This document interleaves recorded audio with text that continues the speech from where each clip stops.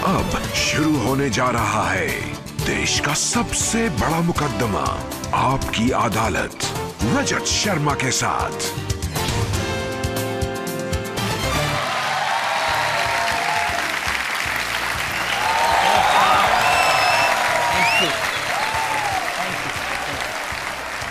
तो आइए शुरू करते हैं आपकी अदालत में आज का मुकदमा। आपकी अदालत में आज मेरे मेहमान हैं एक ऐसे नौजवान नेता जिन्होंने कम उम्र में बड़े बड़े मुकाम हासिल किए, बड़ी बड़ी जिम्मेदारियां संभाली, कांग्रेस पार्टी के बड़े नेता हैं, लेकिन अपनी बात बेबाकी से कहते हैं, हिम्मत से कहते हैं। बहुत सारे विवाद, बहुत सारी कंट्रोवर्सीज इनको लेकर खड़ी होती रहती हैं। प्लीज वेलकम कांग्रेस के महासचिव सचिन पायलट।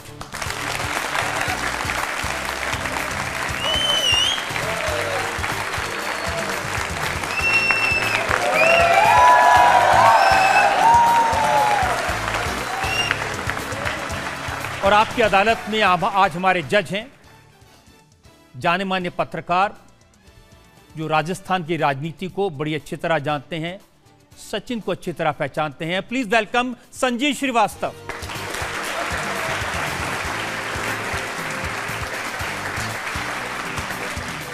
आज के जज संजीव श्रीवास्तव की इजाजत चाहेंगे आज की कार्रवाई शुरू करने के लिए। कार्रवाई शुरू की जाए रजत साहब। और इससे पहले कि पहला इल्जाम लगे सचिन पायलट पर, एक नजर सचिन पायलट के पॉलिटिकल करियर। कांग्रेस पार्टी के राष्ट्रीय महासचिव सचिन पायलट नए जमाने के उन गिने चुने नेताओं में से एक हैं जिनके पास अपना सपोर्ट बेस है। सचिन पायलट जिंदाबाद। सचिन पायलट ने राजस्थान में प्रदेश कांग्रेस के अध्यक्ष के तौर पर 7 साल काम किया और राजस्थान में अपनी पार्टी के लॉन्गेस्ट सर्विंग स्टेट प्रेसिडेंट रहे। सचिन पायलट के नेतृत्व में 2018 में कांग्रेस ने विधानसभा चुनाव में जीत हासिल की। सचिन पायलट मुख्यमंत्री बनते बनते रह गए। कांग्रेस ने उन्हें डिप्टी चीफ मिनिस्टर बनाया। फिर मुख्यमंत्री अशोक गहलोत से अनबन के बाद सचिन पायलट ने मंत्री पद छोड़ दिया। इस बार के विधानसभा चुनाव में सचिन पायलट अपना चुनाव तो जीते पर कांग्रेस की हार हुई। सचिन पायलट अब कांग्रेस संगठन में महासचिव हैं और उनके पास छत्तीसगढ़ की जिम्मेदारी है। सचिन पायलट सिर्फ 26 साल की उम्र में लोकसभा के मेंबर चुने गए थे। डॉक्टर मनमोहन सिंह की सरकार में सचिन पायलट के पास कॉर्पोरेट अफेयर्स मिनिस्ट्री का इंडिपेंडेंट चार्ज था। ये कम्युनिकेशन और इंफॉर्मेशन टेक्नोलॉजी के मिनिस्टर ऑफ स्टेट भी रहे। सचिन पायलट को वर्ल्ड इकोनॉमिक फोरम में यूथ ग्लोबल लीडर के तौर पर रिकॉग्नाइज किया गया।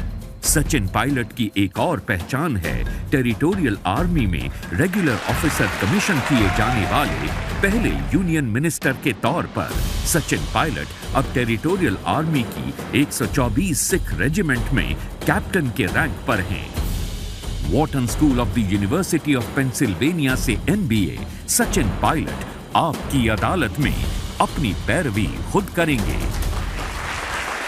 तो आइए शुरू करते हैं आज का मुकदमा। आपकी अदालत में पहला इल्जाम सचिन पायलट पर। आपकी अदालत में कांग्रेस लीडर सचिन पायलट पर आरोप है कि ये राजनीति के खेल में मिसफिट हैं। सचिन, आपके पिता राजेश पायलट ने आपको जिस मैनेजमेंट इंस्टीट्यूट में भेजा था अमेरिका में पढ़ने के लिए, उससे जो लोग निकले उनकी लिस्ट में देख रहा था, एलन मस्क, वॉरेन बफे, सुंदर पिचाई, ये सब वो लोग हैं जिन्होंने करोड़ों अरबों डॉलर कमाए और आप उस रास्ते पे जाने के बजाय राजनीति में आ गए। इस देश में अगर शिक्षित लोग, कुछ प्रिंसिपल्स, कन्विक्शंस को मानने वाले लोग और अच्छी क्वालिफिकेशन वाले लोग राजनीति में आते हैं, चाहे किसी पार्टी में भी हों, तो ये देश के लिए एक अच्छा संकेत है। आप कौन चाहेगा कि कम पढ़े लिखे लोग इस देश का नेतृत्व करें या देश में कानून बनाएं? तो अच्छा बैकग्राउंड, अच्छी शिक्षा और क्वालिटी एजुकेशन मैं समझता हूँ हर क्षेत्र में इम्पोर्टेंट है, लेकिन पॉलिटिक्स में ज़्यादा इम्पोर्टेंट है। इसलिए मुझे तो लगता है कि आपको खुश होना चाहिए कि ये इलॉन मस्क को फला आदमी इतने अरबों रुपये कमा रहे हैं और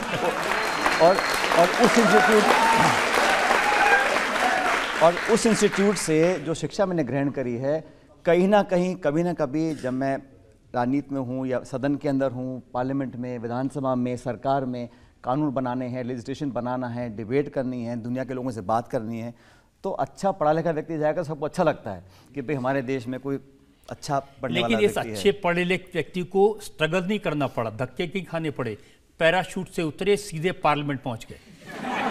अब ऐसा है कि ये बात सही है कि आपने कहा कि मुझे बहुत कम उम्र में मेरी पार्टी ने मौका दिया, लेकिन जिस 25 लाख लोगों के क्षेत्र से हम चुनकर आते हैं, उनके विवेक को हमको सलाम करना चाहिए कि उन्होंने भी अच्छा पढ़ा लिखा व्यक्ति चुनकर भेजा, पहली बात।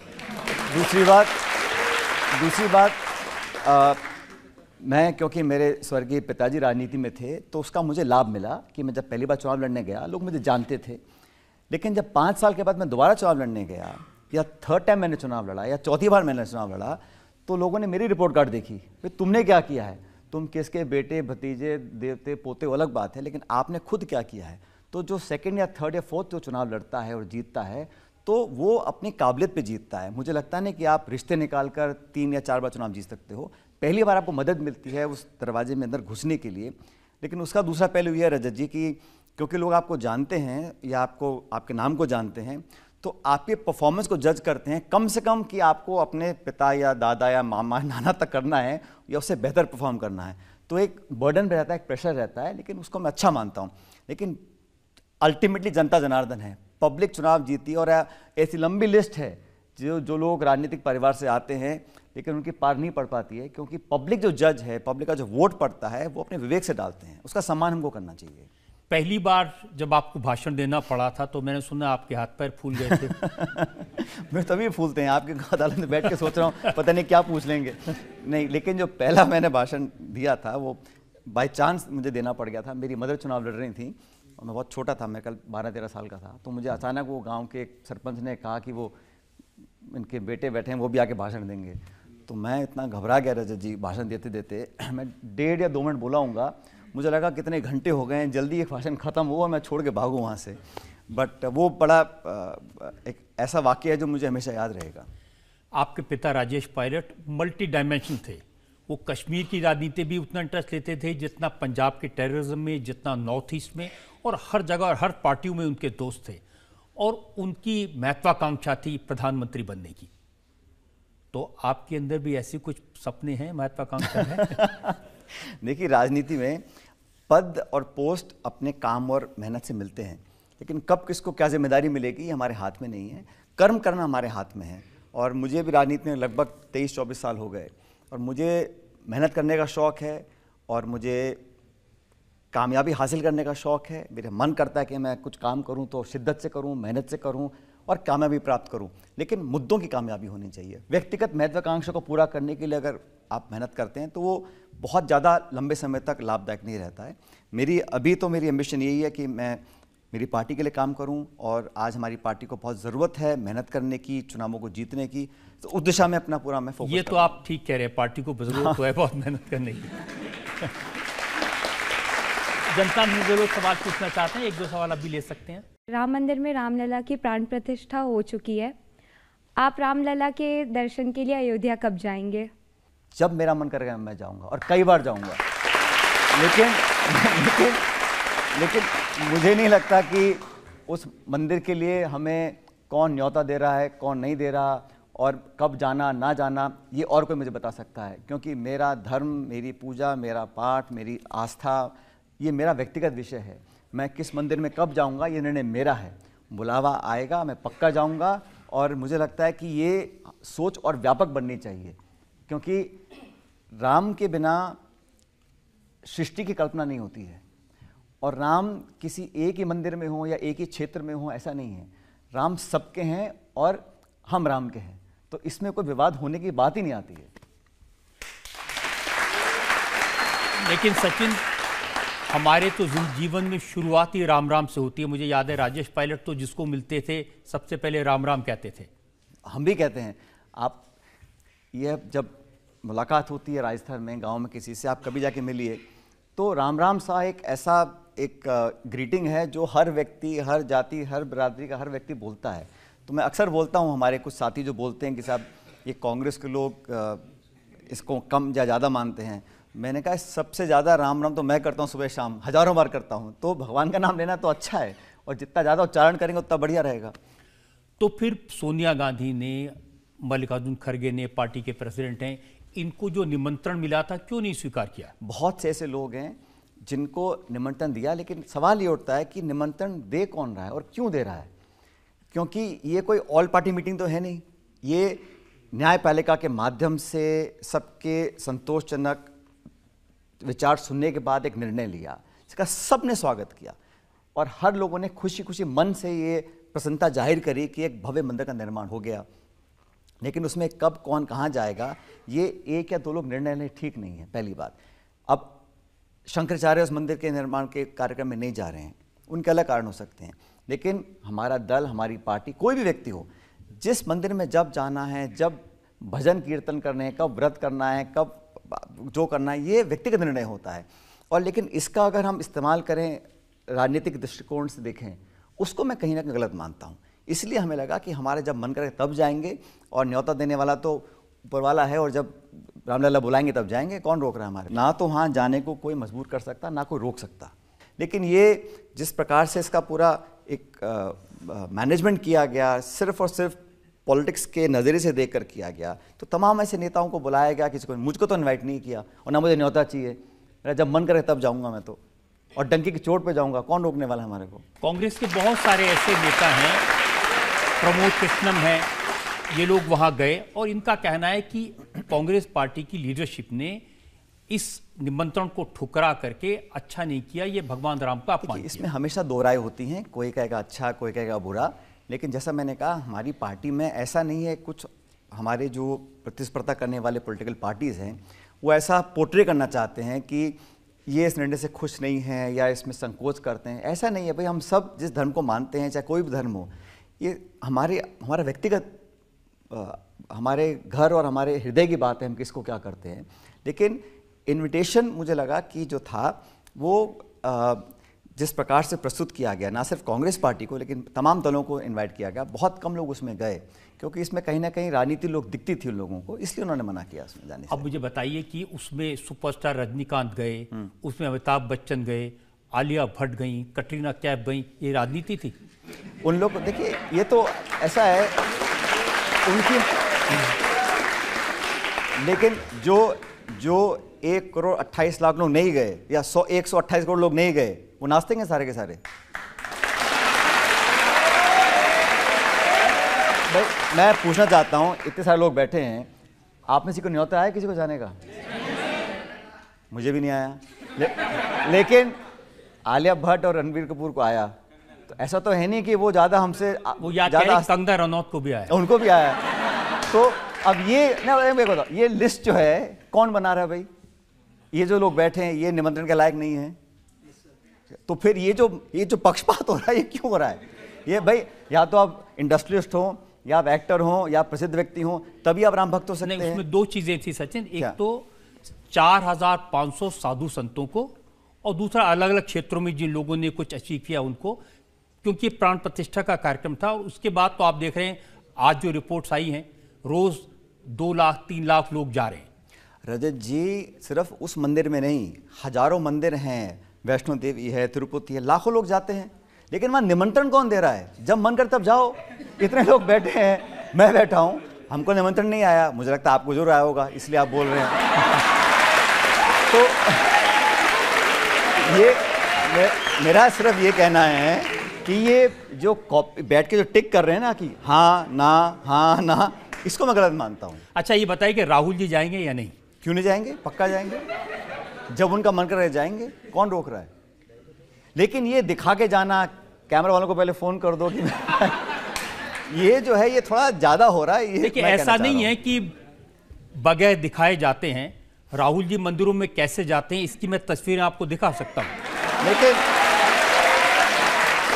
अच्छा ये कहना बड़ा आसान है कि बगैर दिखाए नहीं जाते। उन्होंने भी ये बातें कही है कि मैं जब जाता हूं तो मैं चुपचाप जाता हूं, ये मेरी व्यक्तिगत आस्था का प्रश्न है। आप व्यक्तिगत नहीं, लेकिन एक धारणा बनी है कि वो ना जाए तो गाली खाएं, वो जाएं तो गाली खाएं। आप पहले मन बना लीजिए क्या करना चाह रहे हैं। उन्होंने हालत ही ऐसी बना ली है, कोई क्या कर सकता है। लेकिन हम देखते हैं, देखिए ये कहना बड़ा आसान है कि मेरी व्यक्तिगत आस्था का प्रश्न है, मैं जब जाता हूं किसी को दिखाता नहीं हूं, लेकिन कैसे दिखाते हैं ये देखते हैं।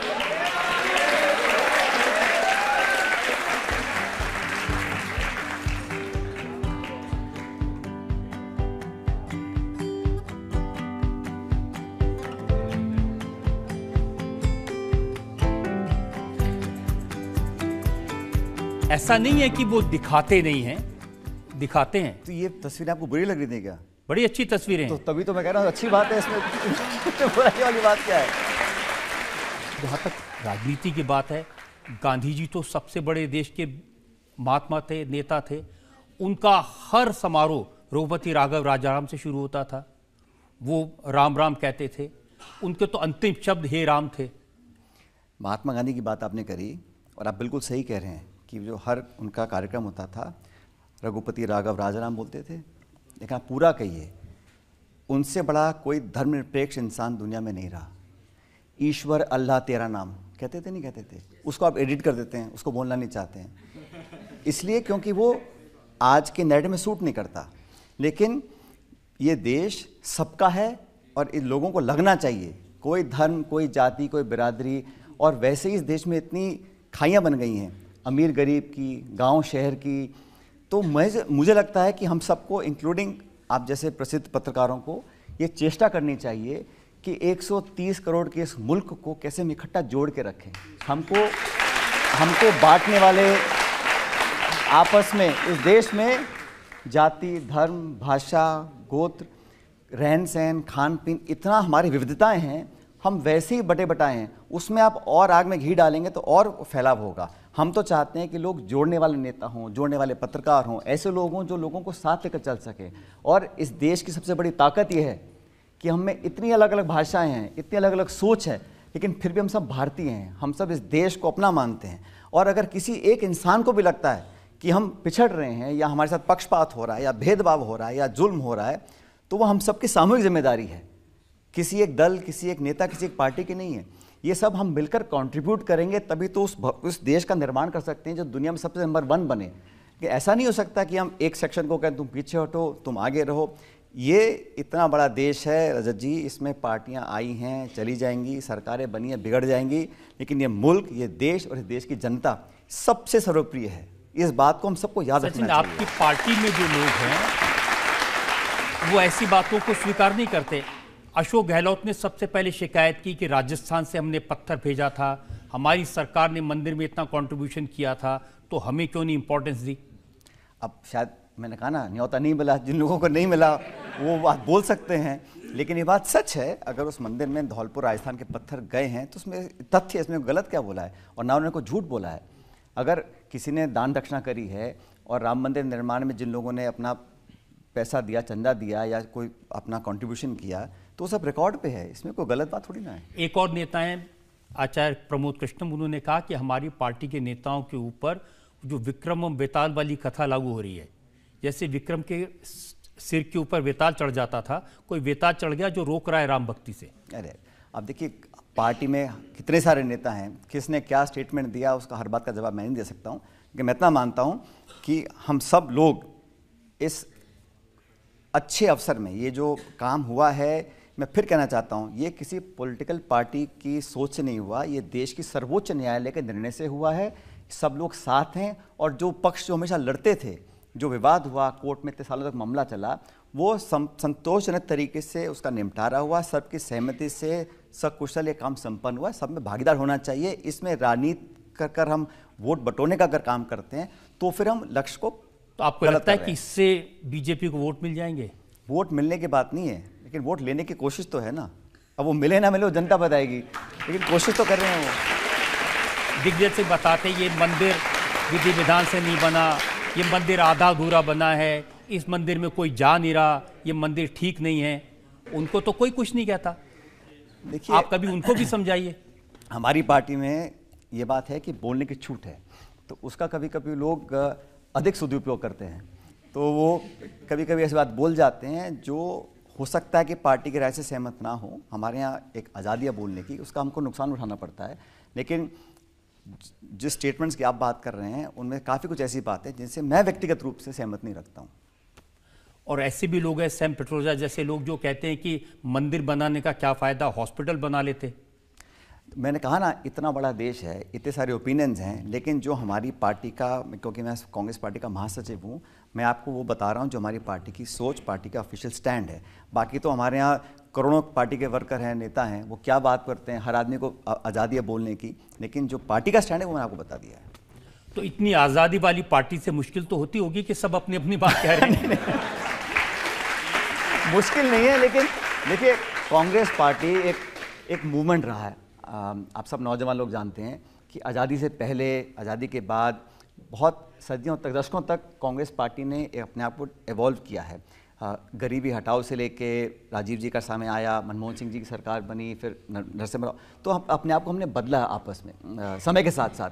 लेकिन ये जो बोलने की बात है, ये बात मैं मानता हूँ कि कांग्रेस में कभी कभी ऐसी बातें नेताओं के रूप से आ जाती हैं, और अगर वो कुछ बोल के चुप भी हो जाएं तो कुछ ऐसे मीडिया में ऐसा करंट है, उनको ज़्यादा उछाल के दुनिया में दिखाने का भी एक शौक बन चुका है। और भाजपा का कोई व्यक्ति बोल दे गलत बात भी, मजाले को दिखा दे उसको, वो ना वो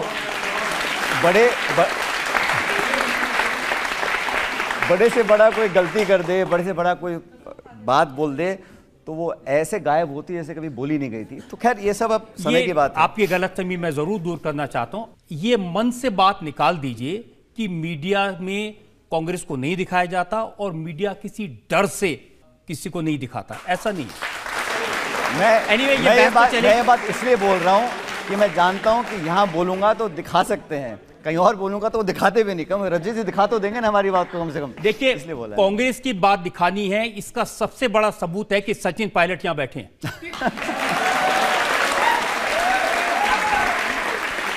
कांग्रेस पार्टी की तरफ से बोलना चाह रहा हूं कि कांग्रेस पार्टी के अंदर कई नाकामियां हैं कि उन्होंने बाबरी मस्जिद का ताला खुलवाया क्रेडिट पाने के लिए, लेकिन आज क्रेडिट बीजेपी लेके जा रही है, ऐसा क्यों है?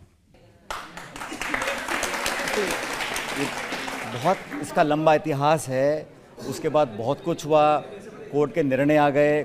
अब बात जहाँ तक लेने की क्रेडिट की बात है, वो सबको छूट है, लेकिन मुझे लगता है आज हम इन बातों को पीछे छोड़ के, विवादों को, हिंदू मुसलमान को, मंदिर मस्जिद की बात छोड़कर, अब जो कोर्ट का निर्णय आया है, एक भव्य मंदिर बन गया है, सबकी आस्था जुड़ी है, एक अच्छे माहौल में इसको एक्सेप्ट करके आगे बढ़ना चाहिए। पुरानी बातों को कह के किसने क्या किया नहीं किया, उसका कुछ लाभ नहीं होने वाला है, इसलिए इन बातों को भूल के आगे वो इसलिए कह रहे हैं सचिन, क्योंकि कांग्रेस के बड़े बड़े नेता, जिसमें कमलनाथ जैसे लोग हैं, दिग्विजय सिंह जैसे लोग हैं, जो बार बार ये कहते हैं कि ताला तो हमने खुलवाया था, शिलान्यास तो कांग्रेस के टाइम पर हुआ था, और उनकी बात सही है, क्रेडिट बीजेपी ले गई। नहीं, देखो, जो फिर बहुत सारी बातें बीच में हुई, उससे पहले क्या घटनाक्रम हुआ, मैं उसमें जाना नहीं चाहता हूं, लेकिन मैं समझता हूं किसी भी व्यक्ति को अब इस मुकाम के आगे देखना पड़ेगा कि देश और समाज आगे कहां जा रहा है, किसने क्या किया नहीं किया, उस बहस में पड़ेंगे तो हम पीछे की तरफ देखेंगे, हमें आगे की तरफ देखना चाहिए। तो एक ब्रेक के रुकेंगे, और ब्रेक के बाद आपकी अदालत में सचिन पायलट पर इल्जामात और सवालात का एक और भगवंत मान चीफ मिनिस्टर हैं, वो कहते हैं एक थी कांग्रेस, और कांग्रेस के एक नेता जवाब देते हैं एक था जोकर। आपने कभी राहुल गांधी से, प्रियंका गांधी से इस बारे में बात की है? अब आप इसको कितना कुरेदोगे बता दो मेरे को अभी से। आप आपकी मैं बात मान लेता हूं तो ज्यादा नहीं कुरेदे। बहुत इतना कुरेदने की बात कर रहे हैं।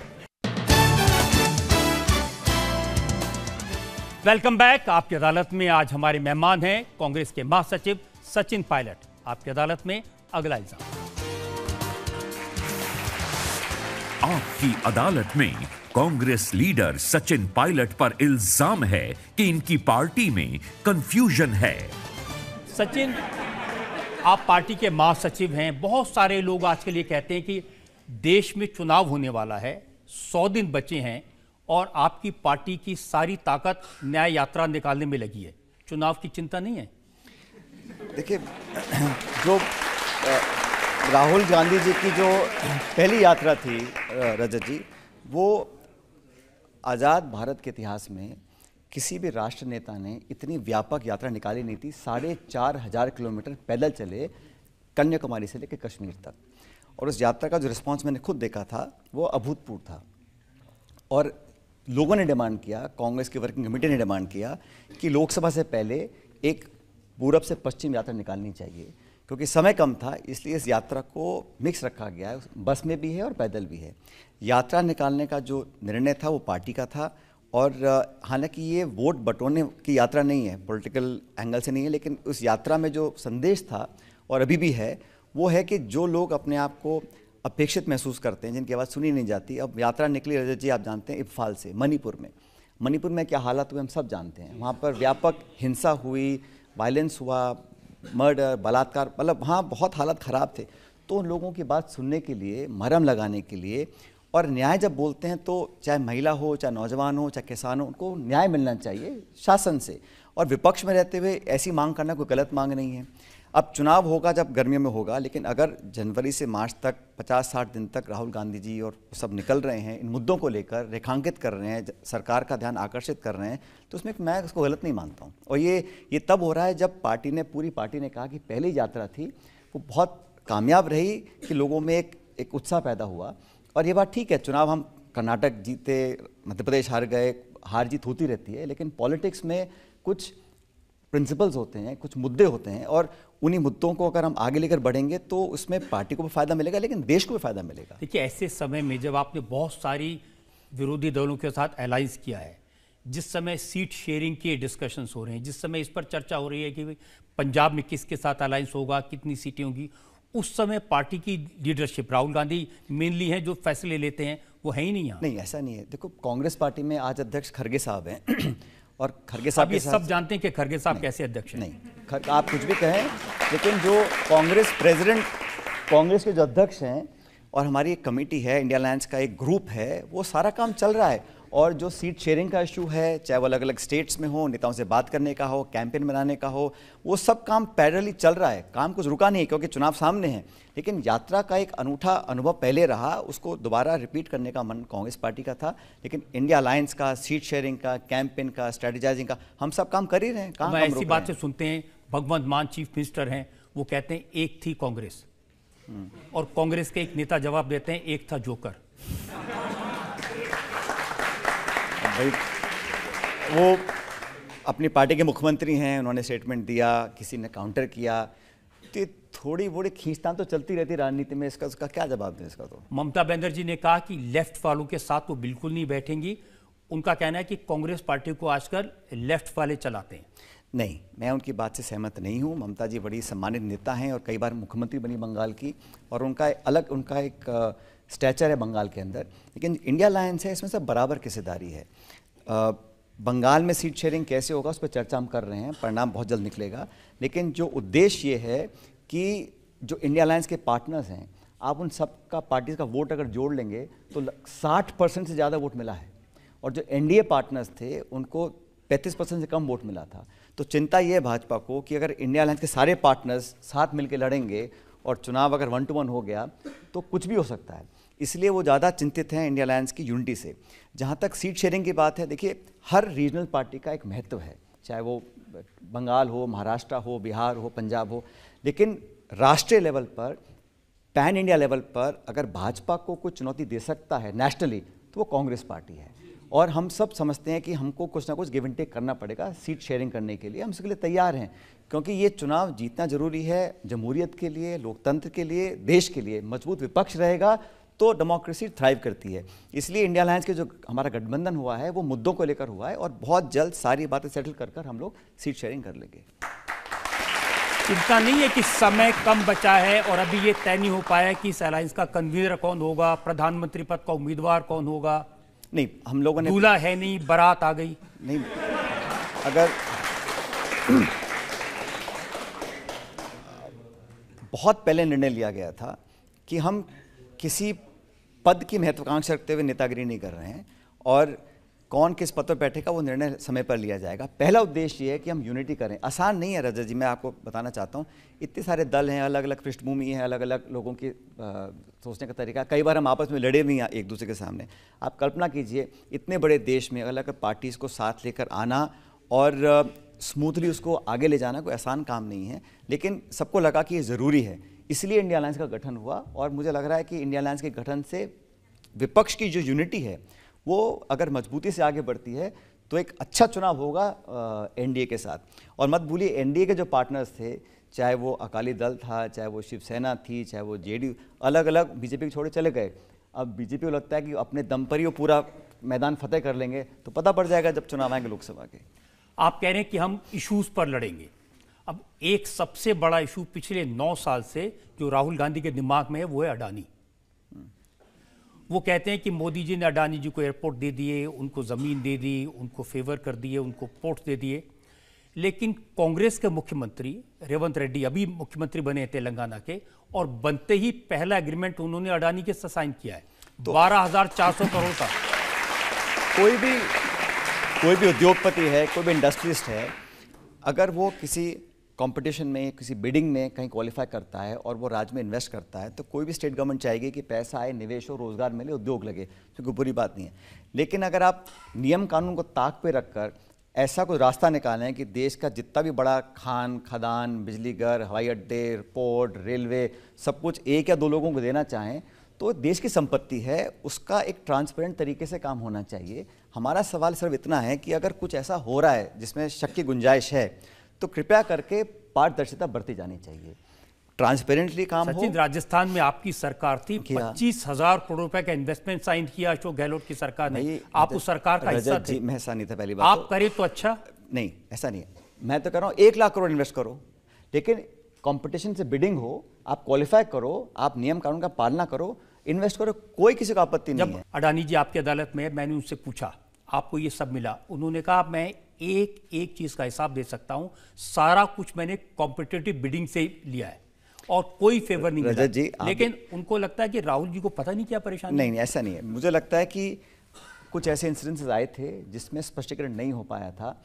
और देखिए, आप और हम जानते हैं जो बिडिंग प्रोसेस है उसको कैसे कभी कभी मैनेज किया जा सकता है, तो उसमें कई अगर शक की गुंजाइश कांग्रेस की सरकार होती है वहां मैनेज नहीं होता, जहां बीजेपी की सरकार होती है वहां मैनेज होता है। नहीं, ये तो बात हम करें राष्ट्र लेवल की, ये डबल स्टैंडर्ड तो नहीं हो सकती। देखिए, आप 9 साल से लगातार अंबानी अडानी को गाली देंगे और फिर कांग्रेसी सरकारों में उनको कॉन्ट्रैक्ट भी देंगे। अगर किसी इंडस्ट्रियल ग्रुप ने ट्रांसपेरेंटली कुछ काम करना चाहा है, चाहे वो कोई भी स्टेट हो, करना चाहिए। और अगर नॉन ट्रांसपेरेंटली करें, चाहे कांग्रेस की सरकार ही क्यों ना हो, उसकी भी जांच होनी चाहिए। मेरा तो इतना मानना है कि मापदंड बराबर होने चाहिए। अगर कहीं लोगों को आशंका है कि यहाँ कुछ गड़बड़ी हुई है, या कोई कोर्ट में केस चल रहा है, या कोई रिपोर्ट ऐसी आ रही है जहाँ पे हमें लगता है कि उसमें कुछ गलती हुई है, तो वो सही नहीं है। मुश्किल हो रहा है अपने डिफेंड करना। बिल्कुल नहीं, मैं देखिए, जब हम सरकार में थे यूपीए में, तो आए दिन आरोप लगते थे, क्रोनी कैपिटलिज्म, ये हो रहा है, वो हो रहा है।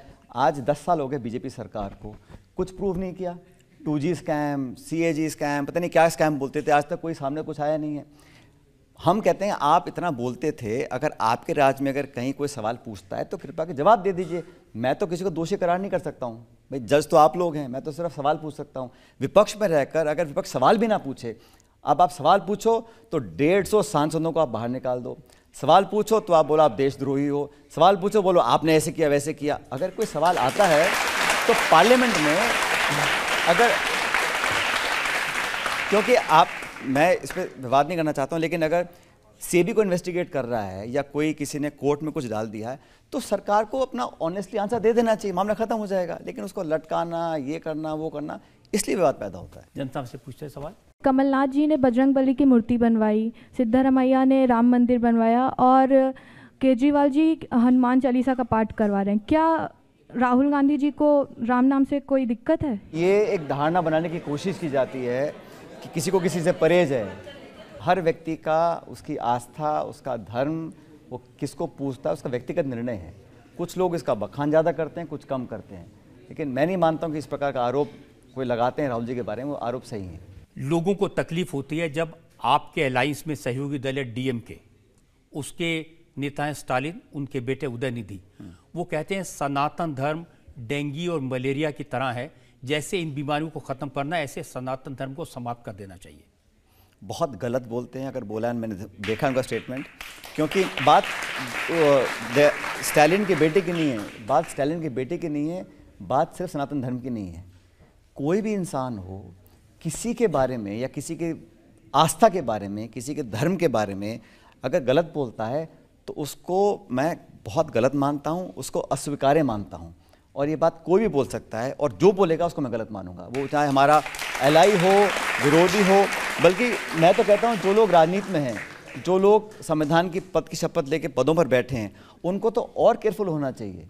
आप अगर मंत्री हैं स्टेट गवर्नमेंट में और फिर आप ऐसी बात बोल रहे हैं तो बहुत गलत बोल रहे हैं, और जिम्मेदार लोगों को इस प्रकार की बातें बोलनी नहीं चाहिए बिल्कुल भी। मैं इस बात से बिल्कुल इत्तेफाक नहीं रखता। उनके एक और एमपी हैं सुनील सेंथिल, पार्लियामेंट में रहे हैं। उन्होंने राजस्थान को, मध्य प्रदेश को, उत्तर प्रदेश को कहा ये गौमूत्र स्टेट्स हैं।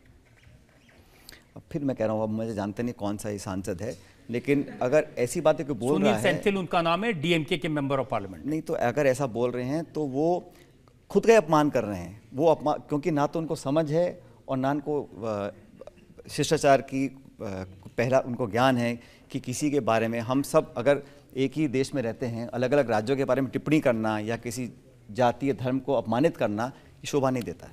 लेकिन कभी भी कांग्रेस पार्टी की तरफ से आधिकारिक तौर पर, आज मैंने पूछा तो आप कह रहे हैं, लेकिन कभी भी ऐसी बातों को निंदा करना, कंडेम करना ये नहीं किया गया। क्यों नहीं? कि आप मुझसे पहले पूछते, मैं पहले कर देता। जो तमिलनाडु के नेता का नाम बता रहे थे, उन्होंने बोला होगा उनकी अपनी कुछ अलग पॉलिटिक्स होगी, लेकिन छोटे मोटे लक्ष्य हासिल करने के लिए हम किसी को अपमानित करें, अपशब्द बोलें, लोगों की भावना को ठेस पहुंचाएं, ऐसी सफलता का भी क्या फ़ायदा? और सफलता हासिल करनी है तो अपने कामों से करो। बल्कि मैं तो कहता हूँ, जो किसी की बड़ाई करके आप सफलता हासिल कर सकते हो, वो किसी को नीचा दिखा के नहीं कर सकते हो। आप मान सम्मान दो, आप अपनी लाइन लकीर लंबी खींचो, आप बड़ा दिल रखो, आप अपनी कभी कभी गलती होती है उसको स्वीकार कर लेना चाहिए। और मैं कहता हूँ रजत जी, बहुत विराट वृक्ष का दिल का व्यक्ति होता है जो अपनी गलती को मान सकता है। और राजनीति में अगर हम कभी कभी गलती करते भी हैं, इतना कलेजा होना चाहिए बोले कि हाँ मैंने गलती की है। लेकिन आजकल मैं देखता हूँ कि मानने को तैयार ही नहीं है कि भाई हम सर्वगुण संपन्न हैं, हम तो कभी गलत कर ही नहीं सकते, गलत बोल ही नहीं सकते। ऐसा नहीं होता है। ये अच्छी बात कही आपने। सर, माहौल बहुत सीरियस हो गया है तो एक लाइट सा क्वेश्चन पूछ लेते हैं आपसे कि आजकल हमने सुना है आप सिंगल हैं, तो आप इस पे क्या कहना चाहते हैं?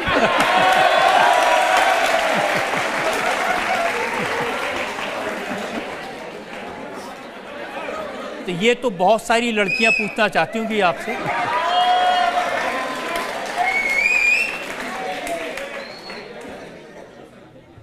नहीं, आपने ठीक सुना है आपने। हम एक और ब्रेक के रुकेंगे और ब्रेक के बाद आपकी अदालत में सचिन पायलट पर इल्जाम और सवाल का एक और दौर। आपने कभी राहुल गांधी से, प्रियंका गांधी से इस बारे में बात की है? अब आप इसको कितना कुरेदोगे बता दो मेरे को अभी से। आप 1.5-2 साल हो गए उस बात को क्या जा रहा है? इसको कुरेदने की बात नहीं है। ये बातें वो हैं जिस पर आपने कभी सीधे सीधे जवाब नहीं दिए।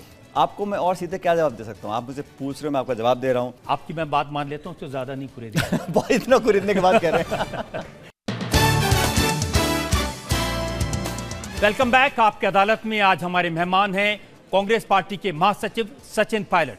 आपकी अदालत में अगला आपकी अदालत में कांग्रेस लीडर सचिन पायलट पर आरोप है कि ये राजस्थान में कांग्रेस की हार के लिए जिम्मेदार हैं। सचिन, विधानसभा चुनाव में कांग्रेस पार्टी की हार हुई। आपकी पार्टी के नेता कहते हैं कि अगर आप अशोक गहलोत से न टकराते, दोनों मिलकर चुनाव लड़ते, तो शायद ऐसी हालत नहीं होती। देखिए, हम लोग चुनाव हारे, और हारे हम तीनों स्टेट्स में हैं, जिसका मुझे बड़ा खेद है और दुख भी है कि मध्य प्रदेश में, छत्तीसगढ़ में, राजस्थान में हम चुनाव हारे। और रजत जी, राजस्थान में 2023 में हमारे यहाँ 200 सीटें विधानसभा की। इस बार हम लगभग 70 सीट जीते हैं इस बार। और जो आपने आरोप लगाया कि मेरी वजह से टकराव है, और इल्ज़ाम ये लगाया कि अगर मैं ये करता, वो करता, सरकार बन सकती थी, तो 1 मिनट के लिए मैं आपकी बात मान भी लेता हूँ अगर, तो 2023 के परिणाम आपने चर्चा करी।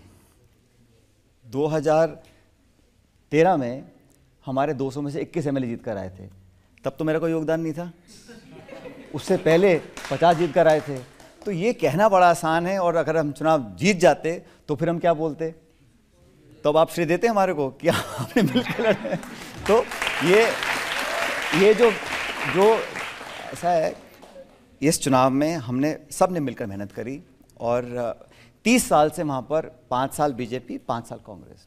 तो हम लोगों ने कहा कि इस पार्टी को तोड़ने के लिए हमें मेहनत करनी चाहिए और हमारे कुछ इश्यूज़ थे, मैं इसको एक्सेप्ट करता हूँ, लेकिन हमने फिर बैठ के बात करी और खड़गे जी, राहुल जी, हम सब बैठे, हम सब ने कहा कि भाई जो बीत गया सो बीत गया, आने वाले चुनाव में मिलकर लड़ेंगे। हमने पूरी मेहनत भी करी, लेकिन दुर्भाग्यवश हम लोग पब्लिक को कन्विंस नहीं कर पाए। लेकिन मैं बताना चाहता हूँ कि हमारा जो वोट प्रतिशत है वो कम नहीं हुआ है, हमारा लगभग 40% वोट है और भाजपा से हम 1.5% वोट हमारी कम आई है इस बार। तो ऐसा नहीं है कि हम लोग चुनाव पूरी तरह हारे हैं, हमारा मनोबल नीचे है। ठीक है, हार जीत होती है, हम 70 जीत गए 200 में से। और आपकी जानकारी के लिए बता दूं, चुनाव खत्म होने के बाद सरकार बीजेपी की बन गई। 3 हफ्ते के अंदर एक बाई इलेक्शन हुआ वहाँ पर, उपचुनाव। उस उपचुनाव में जो भाजपा के उम्मीदवार थे उसको बीजेपी ने मंत्री बना दिया और जब चुनाव का परिणाम आया तो कांग्रेस वो सीट जीती 12,000 वोटों से।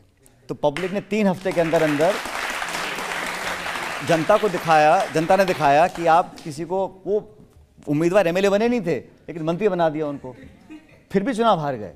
हम सब वहाँ कैंपेन करके आए थे और सब नेता गए थे। सचिन जी, कोई आज से नहीं है, जब अशोक गहलोत के बेटे वैभव वो लोकसभा का चुनाव हारे थे तो उन्होंने पब्लिक लिखा था सचिन से पूछना चाहिए ये कैसे हार गया। देखिए, वो उनके जो पुत्र हैं वो मेरे साथ, उनको मैंने अपनी कमेटी में रखा था, हमने काम भी किया था। दुर्भाग्यवश सभी सीट हार गए थे उस टाइम हम लोग। और जो आप कह रहे हैं ये मैंने भी आरोप सुना है, लेकिन ये आरोप आपका नहीं, आरोप उनका है, तो मैं जवाब देना नहीं चाहता हूँ क्योंकि आज सिर्फ आपके आरोप का जवाब दे रहा हूँ मैं। लेकिन अब हार जीत होती रहती है, लेकिन मुझे लगा कि वो जो उन्होंने उस टाइम कहा वो मुझे भी अटपटा लगा क्योंकि वो उनकी सीट थी। उस टाइम का अटपटा लगा और अब जो कहा वो उन्होंने कहा कि सचिन पायलट पार्टी से बगावत करके अमित शाह की गोद में जाके बैठ गए। ऐसा उन्होंने नहीं कहा, ऐसा मेरे बहुत से विरोधी बोलते आए हैं। और क्योंकि सीज़न भी ऐसा है कि बहुत सारे लोग कांग्रेस छोड़ के भाजपा में जा रहे हैं तो उन्होंने कहा लगे हाथ इसको भी आप इसमें आरोप लगा दो। लेकिन हकीकत यह है रजत जी, पिछले 23-24 सालों से मेरी पार्टी ने मुझे जो काम दिया है मैंने उस काम को किया है। और बीजेपी के दांत खट्टे कर किसी ने राजस्थान में किए हैं तो मैंने किए हैं। मैं जब अध्यक्ष था, मैंने कहा ना, हम 21 विधायक जीत कर आए थे 200 में से, 21 से 100 तक हम लोगों ने पहुंचाया। और 5 साल तक जब लोग कहते थे कि बहुमत आ गया, मोदी जी प्रधानमंत्री बन गए, वसुंधरा जी मुख्यमंत्री बन गई, अब सदियों तक कांग्रेस पार्टी दोबारा जिंदी नहीं होगी, तो उन 5 सालों में रजत जी इस बीजेपी की सरकार के खिलाफ हमने धरने दिए, प्रदर्शन किया, जेलों में गए, लाठी खाई, खून पसीना बहाया, धरने किए, घेराव किया और पार्टी को जिंदा कर हमने सबने मिलकर उसको सरकार बनाने लायक बनाया। और हमेशा पार्टियां सरकार बनाती हैं, सरकारें पार्टियां नहीं बनाती हैं। तो आरोप तो बहुत से लगते हैं, आप भी आज बहुत सारे आरोप लगा रहे हो, लेकिन जनता तय करेगी कि आरोप सही है कि नहीं। आरोप अगर पार्टी के लीडर लगाएं, राज्य के मुख्यमंत्री लगाएं, वो ये कहें कि सचिन पायलट ने अमित शाह और गजेंद्र शेखावत के साथ मिलके एमएलए को मानेसर के रिजॉर्ट में रख लिया। मैंने कहा ना, ये सारे आरोप आज से नहीं, बहुत लंबे समय से लग रहे हैं। हकीकत यह है, लेकिन ले तो गए थे आप 18 एमएलए को। हम लेके नहीं गए थे, हम सब मुद्दे को लेकर दिल्ली आए थे नेतृत्व परिवर्तन करने के लिए। और हमारी बात को पार्टी ने सुना, पार्टी ने कमेटी बनाई, उन बातों को सही माना, उस पर कार्रवाई करी और फिर जिन लोगों की आप बात कर रहे हैं उन लोगों को मंत्री बनाया सरकार के अंदर, उनसे काम हम लोगों ने करवाया। और हम लोगों ने, मैं नहीं बनना चाहता था, मैं वही कहा ना, पद की अगर इतना मोह और प्रेम होता तो बहुत पहले ले लेते, लेकिन कुछ इश्यूज़ को लेकर हमने स्टैंड लिया था और इश्यूज़ पे मैं आज भी कायम हूँ। हमारी सरकार थी, मुझे लगा कुछ ऐसे इशू हैं जिस पर हम लोगों को और कार्रवाई करनी चाहिए। नौजवानों के इश्यूज़ हैं, पेपर लीक के इश्यूज़ हैं, जॉब्स के इश्यूज़ हैं। और हमारी सरकार में अगर कार्यकर्ताओं के साथ मुझे लगा कि हम और उनको बढ़ावा देते, उनको और हम मान सम्मान से रखते, तो हो सकता है कि और अच्छे परिणाम हमारे आते। सचिन जी, आप कैसे भूल जाएंगे, मुख्यमंत्री अशोक गहलोत ने कहा ये निकम्मा है, नकारा है, सचिन पायलट कोई काम नहीं कर सकता। उन्होंने क्या कहा, आपने ये बात बोली, लेकिन आपने इस बात पर ध्यान दिया कि मैंने कुछ नहीं बोला। मैंने अपने मुंह से आज तक किसी के बारे में ऐसे शब्दों का प्रयोग नहीं किया जो मैं उचित नहीं मानता हूं। अब किसी और ने क्या बोला नहीं बोला आप उनसे पूछ सकते हैं, लेकिन ये सब बातें अब पुरानी हो गई हैं। अब जो रात बीत गई, बात गई, उसको छोड़ देना चाहिए, आगे की तरफ जाना चाहिए। पुरानी बातों को कैसे छोड़ दें? उन्होंने कहा कि वसुंधरा राजे ने मेरी सरकार बचाई और आप तो ये कहते थे कि इनकी लीडर सोनिया जी नहीं है, वसुंधरा हैं। चर्चा उस टाइम होती थी और ऐसे कुछ वाक्य सामने आए कि उस बात को मैंने बोला था और मैंने कहा उन्होंने बहुत कुछ बोला था, मैंने बहुत कुछ बोला था, लेकिन जब हम बैठ के हमने बात करी और समझा कि अब आने वाला समय इलेक्शन का है तो उन सारी बातों को विराम देके, क्योंकि मैंने इशू उठाए थे रजत जी, मैंने एक यात्रा निकाली थी, मैं पैदल चला था, पब्लिक के बीच में गया था और मैं चाहता था कि हम सही समय पर कुछ कोर्स करेक्शन करें।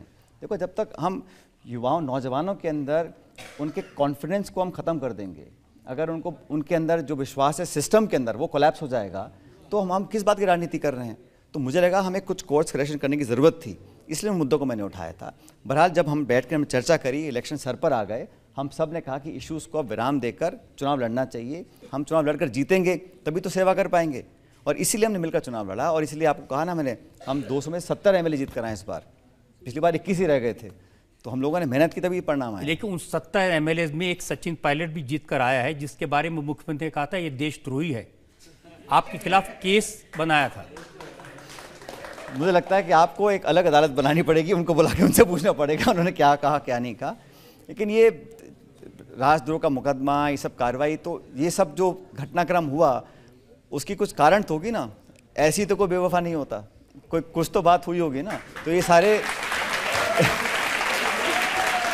सारे प्रकरण सामने आए थे, इसीलिए हम सब हमारे साथी हम दिल्ली आए थे, हम बात को रखा था और लंबी चर्चा उस समय हुई थी। आज वो दुनिया में नहीं है, स्वर्गीय अहमद पटेल जी, उन सबसे चर्चा कर हमने इन इश्यूज़ का समाधान निकालने की कोशिश की थी, तब आगे बढ़े थे। ये भी सच है कि आपकी अपनी पार्टी के मुख्यमंत्री ने आपको सर्विलेंस में रख दिया था, आपकी मूवमेंट ट्रैक होती थी, फ़ोन टैप होते थे। अब ये मैंने अखबार में पढ़ा है, लेकिन इसका प्रमाण मेरे पास नहीं है। अखबार में क्या पढ़ा? OSD लोकेश शर्मा, उन्होंने कहा, रिकॉर्ड पर कहा। ये सवाल क्या आपका, आपने बोल दिया। मैं तो पूछ रहा हूं, आपको पता था कि आपका फ़ोन टैप हो रहा है, सर्विलेंस हो रही है? नहीं, मेरे को जानकारी नहीं थी, लेकिन जैसा आपने कहा कि मैंने अखबार में पढ़ा, तो थोड़ा आश्चर्य जरूर हुआ मेरे को जब मैंने अखबार में पढ़ा। तो कभी आपने जाकर अपनी पार्टी की लीडरशिप को, सोनिया जी को, राहुल जी को, प्रियंका जी को ये बताया नहीं कि ये सब हो रहा है मेरे साथ? मैंने कहा ना, जब मुझे पता ही नहीं था, मैंने तो बाद में जब ये स्टेटमेंट आया अखबार में तब मैंने पढ़ा इस बारे में। और जो पब्लिकली वो आपके बारे में कह रहे थे कि इन्होंने सरकार तोड़ने की कोशिश की। अब मैं कह रहा हूँ ना, ये काल्पनिक बातें एक नहीं 100 लोग बोलते हैं और रोज बोलते हैं। अब हर बात का तो जवाब नहीं, मुख्यमंत्री का बोलना मैटर करता है। मैंने कहा ना, इस प्रकार की बातें आज पहली बार नहीं हो रही, 5 साल में लगातार सुनता आ रहा हूँ। लेकिन हकीकत ये है कि हम लोग चाहते थे कि ये जो हम बार बार सरकार बनाते बनाते क्यों रह जाते हैं, कोई कारण रहे होंगे, उन कारणों पे कार्रवाई करते, ब्यूरोक्रेट्स पर हम ज़्यादा विश्वास ना करते, अपने कार्यकर्ताओं पर करते, अपने वर्कर्स पर करते, उनको महत्व देते, उनको संभाल के रखते, तो परिणाम बेहतर आ सकते थे। और यही हमारा झगड़ा इस बात का था कि जो काम करने का तरीका है वो अलग अलग हो सकता है, कुछ उसमें जनरेशनल गैप भी हो सकता है, लेकिन हमारा ऑब्जेक्टिव ये है कि हम अपनी पार्टी को दोबारा सरकार में कैसे लेकर आए। ये बता दीजिए कि क्या आपने बीजेपी के नेताओं के साथ मिलकर अशोक गहलोत की सरकार को गिराने की कोशिश की? कभी नहीं, कभी नहीं। मैं बता रहा हूँ आपको, जिस सरकार को बनाने में मैंने 5 साल अपने जूते घिस दिए, उस सरकार को काहे को तोड़ेंगे हम तो सरकार में चाहते थे कि हम लोग बेहतर उसको और गवर्न करके दोबारा सरकार रिपीट करें। इसलिए तोड़ते क्योंकि आप मुख्यमंत्री बनना चाहते थे और अशोक गहलोत ने आपको आउट कर दिया। मैं ऑलरेडी डिप्टी चीफ मिनिस्टर था, मैं तो प्रदेश का उप मुख्यमंत्री था, प्रदेश अध्यक्ष था। हाँ, डिप्टी चीफ मिनिस्टर जिसको वो निकम्मा कहते थे।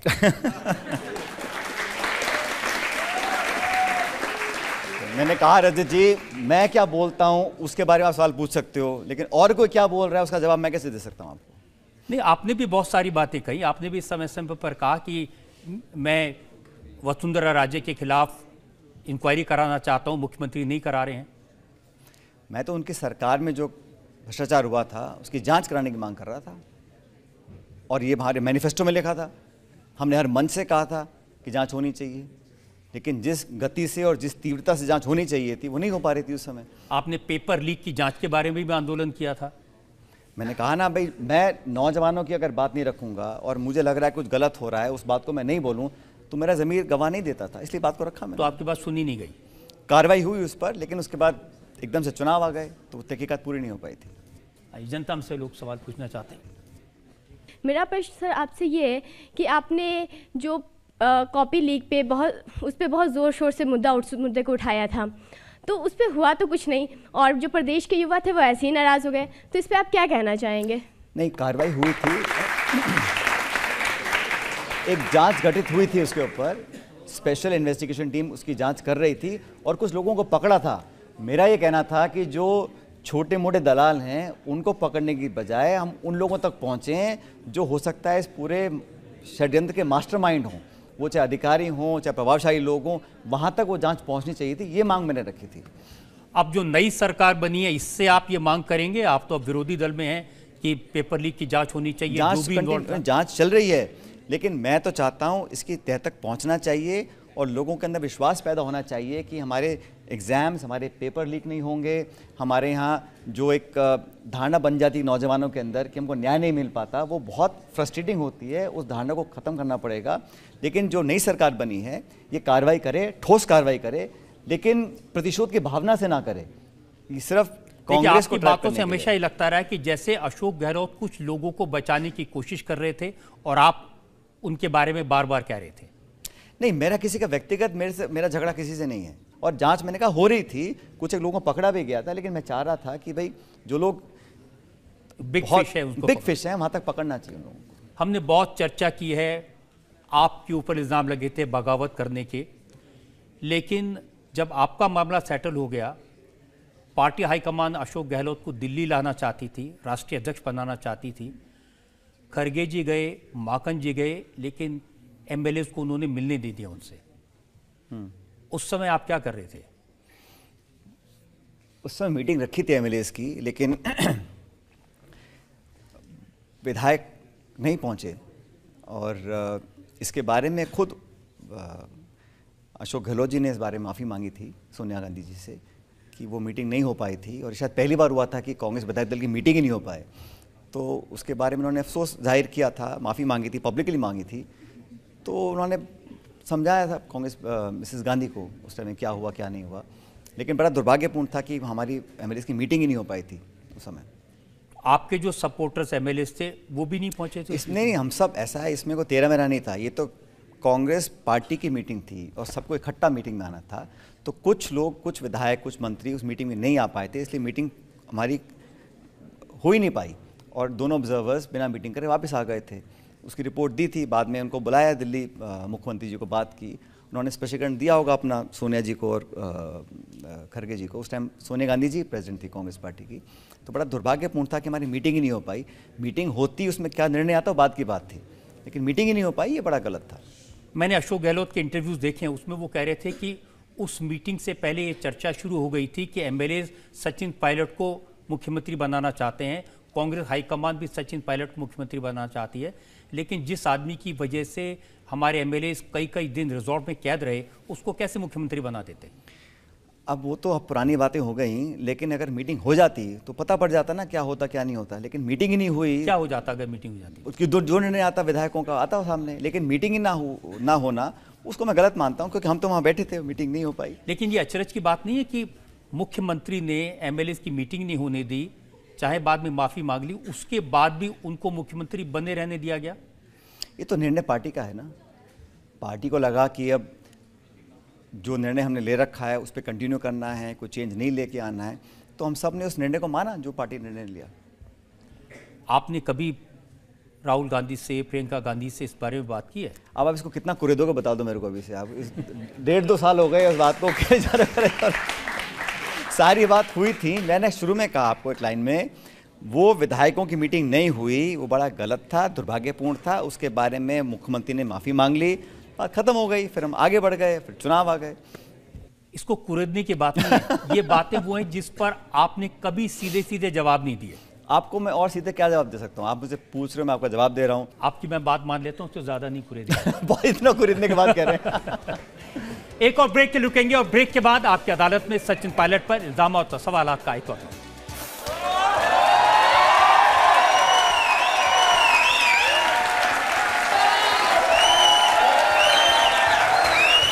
ठीक है।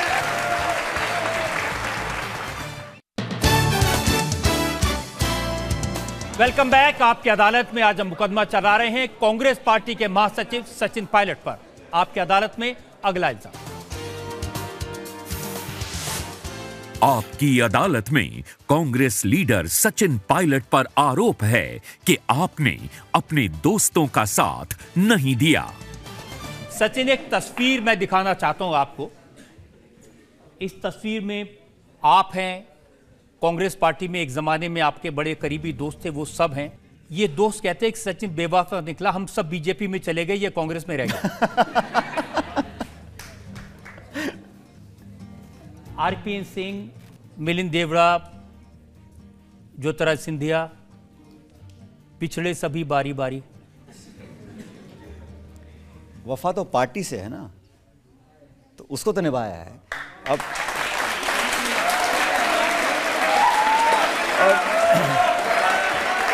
दूसरा, हर व्यक्ति, तो किसी का भी दोस्त हो, किसी का भाई हो, हर इंसान को ये छूट है कि वो किस विचारधारा में अपना काम करना चाहता है, किस दल को ज्वाइन करना चाहता है। और ऐसे सैकड़ों उदाहरण हैं, कोई लोग पार्टी छोड़ गए, कोई ज्वाइन कर गए। ये व्यक्तिगत निर्णय होता है और समय बताएगा कि किसका कौन सा निर्णय सही था, गलत था। क्योंकि अंतिम जो जज है, अंतिम इसमें जो जज है वो जनता है। पब्लिक निर्णय करेगी कि आपका निर्णय सही था, गलत था, पहली बात। दूसरी बात, मेरा आपसे ये असहमति है रजत जी। आपने ये 3, 4, 5 लोगों का नाम दिखा के मुझसे कहा कि ये सब अलग अलग कांग्रेस पार्टी छोड़ के सवाल मुझसे पूछ रहे हैं। लेकिन जब कपिल सिब्बल जी, गुलाम नबी आज़ाद जी, कैप्टन अमरिंदर सिंह जी पार्टी छोड़ गए थे, तब आपने बुजुर्ग नेताओं से पूछा था कि वो कब पार्टी छोड़ रहे हैं कांग्रेस? ये गुलाम नबी आज़ाद को आपकी अदालत में बुलाया था, यहीं बैठे थे जहां बैठे हैं, और मैंने उनसे पूछा था। उन्होंने कहा मैंने इसलिए पार्टी छोड़ दी क्योंकि मुझसे कहा जाता है 24 घंटे मोदी को गाली दो। देखिए, अब जो व्यक्ति पार्टी छोड़ गया वो अपने स्टैंड को जस्टिफाई करने के लिए कुछ ना कुछ तो बोलेंगे, पहली बात। यही बात मिलिंद देवरा ने भी कही है। हमसे कहा जाता है कि हर बात पर मोदी को गाली दो। मिलिंद देवरा ने यहां तक कहा कि अगर मोदी जी ये कह दें कांग्रेस अच्छी पार्टी है तो भी उनको गाली दे दो। नहीं, मैंने कहा ना, जो व्यक्ति जो निर्णय लेता है उसको जस्टिफाई करने के लिए अपनी बात को रखता है। लेकिन मैं इस बात से बिल्कुल सहमत नहीं हूँ कि हमें कभी कुछ बोला जाता है। लेकिन विपक्ष में रहकर एक कंस्ट्रक्टिव क्रिटिसिज्म करना चाहिए, मुद्दों पर, सिद्धांत पर, इश्यूज़ पर, पब्लिक इंटरेस्ट में हम लोगों को बात रखनी चाहिए, क्योंकि यही एक ज्वलंत डेमोक्रेसी की पहचान है। अगर हम सब में हाँ जी कहते रहें तो काय का विपक्ष है? हम सबसे सहमत होते रहें, एक्सेप्ट करते रहें, अपनी बात को ना रखें। और इस देश में हमेशा दो राय होनी भी चाहिए, संवाद हो, डिबेट हो, निष्कर्ष निकल कर आए, तभी तो बेहतर परिणाम आएंगे। अब सब लोग एक ही बात बोलें, सभी हाँ बोलते रहें, तो फिर क्या विपक्ष, क्या डेमोक्रेसी है? लेकिन बात को बोलना कोई गलत नहीं है, ये बात सच है। कुछ लोग कांग्रेस पार्टी छोड़कर गए हैं, लेकिन बहुत से लोग पार्टी ज्वाइन भी कर रहे हैं। अलग अलग लोगों को अलग अलग समय पर अपनी सुविधा के अनुसार निर्णय लेने का अधिकार है। लेकिन जहाँ तक मेरी बात है रजत जी, 23-24 साल में मुझे मेरी पार्टी ने जब जहाँ कहा वहाँ मैं मजबूती से लड़ा हूँ, पूरा काम किया है, पूरी मेहनत से किया है, स्टेट में, सेंटर में, जहाँ मुझे दायित्व दिया गया है। और मैंने कभी मेहनत से काम करने में कभी संकोच नहीं किया। और जब मुझे कोई काम मिल जाता है फिर मैं उसको पूरा करके छोड़ता हूँ और पूरी ताकत से करता हूँ, और मैं कभी पीछे मुड़ के देखता नहीं हूँ, क्योंकि मैं मानता हूँ कर्म ही पूजा है। आप कर्म करोगे। और दूसरा रजत जी, आपने कहा कि ये पद नहीं मिला, उस कोई मेहनत खराब नहीं जाती, कोई मेहनत वेस्ट नहीं होती। आप मेहनत करोगे और पब्लिक सब देखती रहती है। इसलिए हम लोग जिस दिशा में निकले हुए हैं उसमें हम लोगों को संघर्ष करना है, क्योंकि चुनाव आ रहे हैं। हम विपक्ष में 10 साल से हैं, लेकिन ऐसा नहीं है कि हम 1 या 2 चुनाव हार गए तो इससे हमारा फ्यूचर डिटरमिन होने वाला है। समय बदलता रहता है, जनता समझदार है। मानता हूं कि आपको जो भी जिम्मेदारी मिली, आपको पार्लियामेंट में मेंबर बनाया, आपको केंद्र सरकार में मंत्री बनाया, या राजस्थान में डिप्टी चीफ मिनिस्टर बनाया, या फिर 7 साल स्टेट प्रेसिडेंट रहे, आपने हर जगह मेहनत की है, अच्छा काम किया, पार्टी के लिए डिलीवर किया है। इसीलिए लोग ये पूछते हैं कि आपके जो बाकी साथी थे वो क्यों एक एक करके छोड़ गए, चाहे मिलिंद देवरा हो, चाहे ज्योतिरादित्य सिंधिया हो, चाहे जितेंद्र प्रसाद हो, आरपीएन सिंह हो। ये सब यंग लीडर थे जिनको पार्टी ने जिम्मेदारियां दी थी। कोई तो वजह होगी। देखिए, कोई ना कोई डिसैटिस्फैक्शन होगा, कुछ असहमति होगी, कुछ अनकंफर्टेबल होंगे, या हो सकता है उनको लगता होगा कि मेरा राजनीतिक करियर इस दिशा में नहीं उस दिशा में है। ये व्यक्तिगत निर्णय है, लेकिन सिर्फ 5 लोगों तक सीमित क्यों करें हम? बहुत से ऐसे लोग हैं जो कांग्रेस पार्टी ज्वाइन भी तो कर रहे हैं, अलग अलग दलों से कांग्रेस पार्टी में ज्वाइन कर रहे हैं। तो ये चुनाव से पहले चलता रहता है, आना जाना, उसमें बहुत ज़्यादा मैं देखिए, जब चुनाव का वक्त होता है, जैसे पंजाब में चुनाव था, अमरिंदर सिंह मुख्यमंत्री थे, बीच रास्ते में से उनको घोड़े से उतार दिया, और जिन सिद्धू जी को बनाया वो आजकल बगावत कर रहे हैं। वो तो देखो, ऐसा है राजनीति में कभी भी कोई गारंटी नहीं है कि भविष्य में क्या होगा। वर्तमान में जो सही होता है वो करना चाहिए, और हर व्यक्ति अलग होता है। आप किसी एक व्यक्ति को लेकर बाकी को नहीं आंक सकते हैं। हर इंसान की अलग फितरत होती है, अलग उसका काम करने का तरीका होता है। तो जिसको जो निर्णय लेना है वो लें। मुझे मेरा निर्णय लेना है और मैं उस पर काम कर रहा हूँ। आपको नहीं लगता कि रणनीति के तौर पर कई बार गलतियां हुई? अब मध्य प्रदेश के चुनाव के लिए सब लोग कमलनाथ जी को ब्लेम कर रहे हैं। उन्होंने सारा कैंपेन चलाया, अपने हिसाब से कैंपेन किया, किसी को हाथ नहीं रखने दिया, इस वजह से हारे। देखिए, हारने के बहुत से कारण हैं, उसकी चर्चा हम लोग कर चुके हैं, लेकिन मैं नहीं मानता हूँ किसी कोई एक व्यक्ति चुनाव हरवा सकता है, जितवा सकता है। इतनी बड़ी पार्टी है, इतने सारे नेता हैं, सामूहिक नेतृत्व होता है, मिलकर लड़ते हैं। अगर जीत होती सबकी होती है, हार है सबकी हार है। एक जयवीर शेरगिल, वो भी पार्टी छोड़कर गए हैं, उन्होंने कहा कि हमारी प्रॉब्लम कांग्रेस में जब तक थे हमारी फौज का जनरल था, राहुल गांधी ऐसा जनरल है जो अपनी फौज पर गोलियां चला देते हैं। गलत बात है। देखो, ऐसा है, राहुल गांधी जी ने कोई कुछ भी कहे, मैं जानता हूँ 20 साल से मैं काम कर रहा हूँ, उन्होंने हमेशा नौजवान लोगों को मौका दिया है। और जिन लोगों की आप चर्चा कर रहे हैं वो तो चर्चित चेहरे हैं। ऐसे बहुत से नौजवान हैं देश में, कोई महापौर है, कोई पार्षद है, कोई सरपंच है, कोई विधायक है, जिनको आप जानते भी नहीं हैं। उन लोगों को आगे आने का मौका दिया। यूथ कांग्रेस में चुनाव करवाए हैं, और जो पृष्ठभूमि जिनकी राजनीतिक नहीं है उन लोगों को भी आगे आने का मौका मिला है।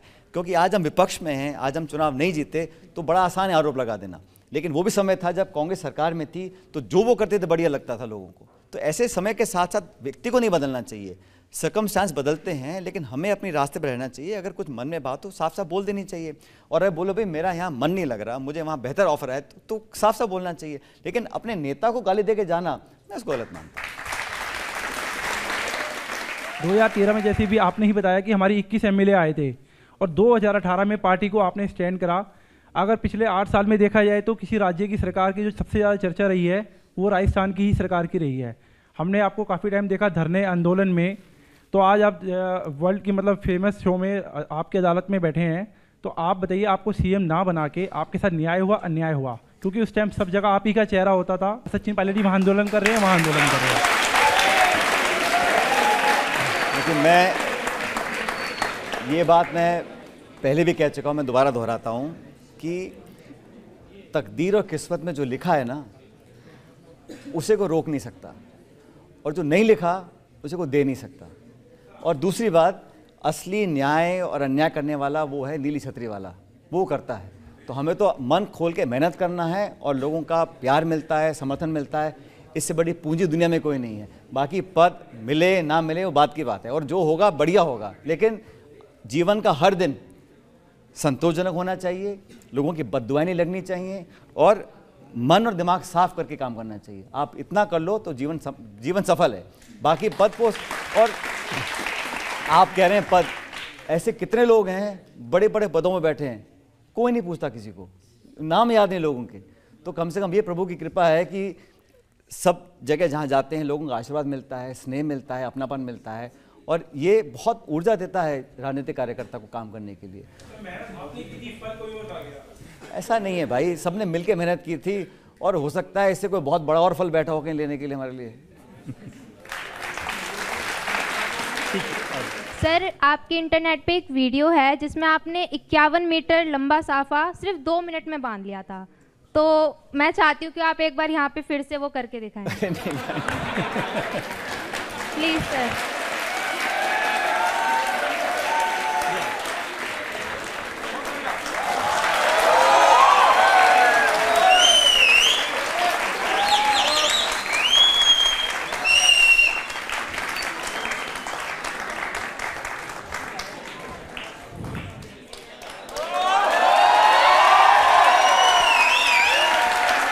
ठीक है,